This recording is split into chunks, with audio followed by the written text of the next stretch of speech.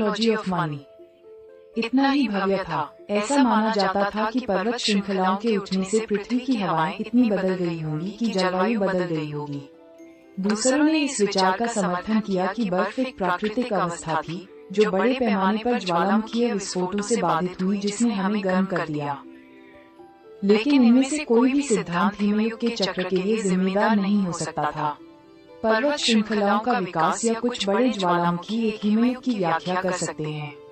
ये 5 के चक्रीय दोहराव की व्याख्या नहीं कर सका। 1900 के दशक की शुरुआत में मिल्टन मिलेनकोविक नामक एक सबीआई वैज्ञानिक ने अन्य ग्रहों के सापेक्ष पृथ्वी की स्थिति का अध्ययन किया और हिमयुग का सिद्धांत पेश किया, जिसे अब हम सटीक मानते हैं। सूर्य और चंद्रमा का गुरुत्वाकर्षण खिंचाव पृथ्वी की गति और सूर्य की ओर झुकाव को धीरे धीरे प्रभावित करता है। इस चक्र के कुछ हिस्सों के दौरान, जिनमें से प्रत्येक दसियों हजार साल तक चल सकता है, पृथ्वी के प्रत्येक गोलार्ध को उतनी ही मात्रा में या थोड़ी कम सौर विकिरण मिलती है जितनी उन्हें मिलती थी। और यहीं से मजा शुरू होता है। मिलेनकोविक के सिद्धांत ने शुरू में माना था कि पृथ्वी के गोलार्धों के झुकाव के कारण इतनी भीषण सर्दियां होती हैं जो ग्रह को बर्फ में बदल देती हैं। लेकिन व्लादिमीर कोपेन नामक एक रूसी मौसम विज्ञानी ने मिलेनकोविक के काम में गहराई से खोदा और एक आकर्षक बारीकी की खोज की। मध्यम ठंडी गर्मियां, न कि ठंडी सर्दियां, बर्फीली अपराधी थीं।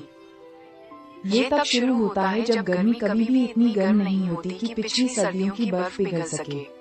बची हुई बर्फ की परत अगली सर्दियों में बर्फ जमा करना आसान बनाती है, जिससे अगली गर्मियों में बर्फ के टिके रहने की संभावना बढ़ जाती है, जो अगली सर्दियों में और भी अधिक बर्फ जमा करती है।